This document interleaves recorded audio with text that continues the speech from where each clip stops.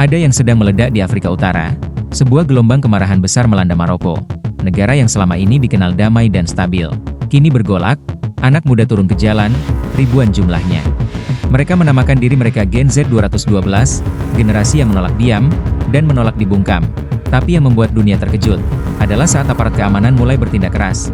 Rekaman memperlihatkan mobil polisi menabrak kerumunan pendemo.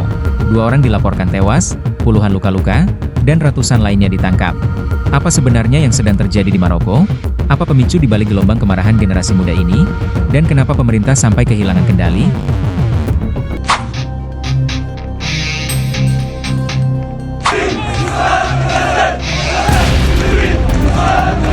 Semuanya berawal dari keresahan yang sudah lama dipendam.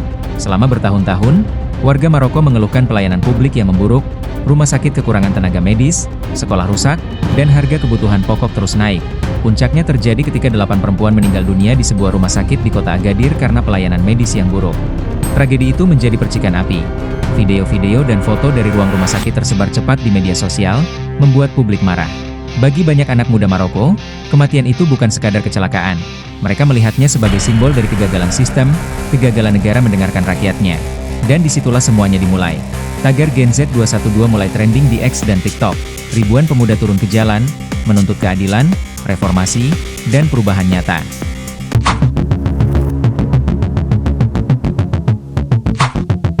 Protes besar pertama terjadi di kota Rabat, ibu kota Maroko.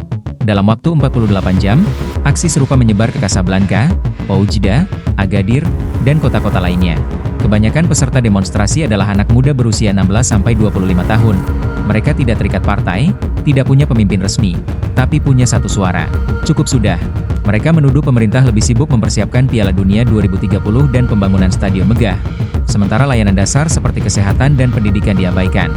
Slogan mereka sederhana. Kami tidak butuh stadion baru, kami butuh rumah sakit yang layak.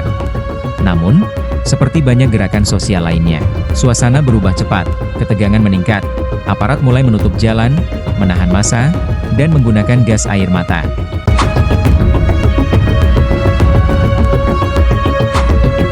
Ketegangan mencapai puncaknya di kota Oujda, wilayah timur Maroko.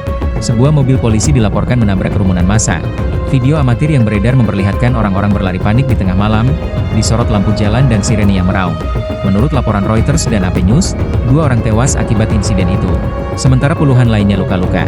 Pemerintah menyebut insiden itu kecelakaan operasional, namun saksi mata menuduh bahwa aparat sengaja mengarahkan kendaraan ke kerumunan. Kabar itu memicu gelombang kemarahan baru. Tagar Justice for Oujda dan tagar Stop Police Brutality mulai memenuhi media sosial.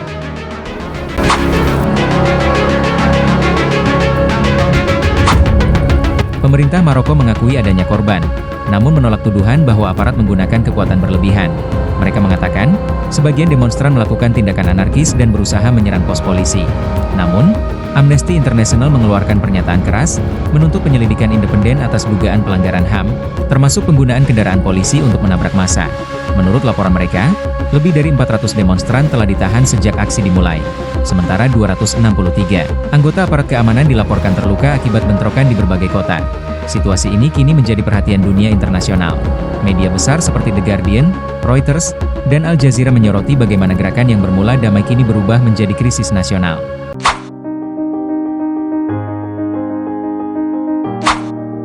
Banyak pengamat menyebut bahwa demo ini bukan sekadar aksi jalanan. Ini adalah tanda dari perubahan besar di kalangan generasi muda Maroko. Generasi yang tumbuh di era digital, punya akses ke informasi global, dan tidak takut melawan sistem yang mereka anggap gagal.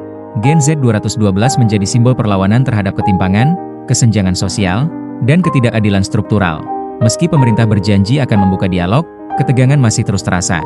Demonstrasi belum berhenti, bahkan terus berlanjut hingga hari ke-5 dan ke-6.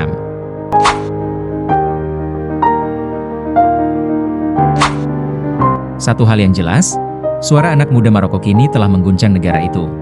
Dan mungkin juga Afrika Utara secara keseluruhan. Mereka mungkin tak punya pemimpin, mereka mungkin tak punya organisasi, tapi mereka punya sesuatu yang lebih kuat, kesadaran bahwa masa depan adalah milik mereka. Dan kalau pemerintah tetap menutup telinga, sejarah mungkin akan menulis bab baru. Dimulai dari jalan-jalan kota Maroko.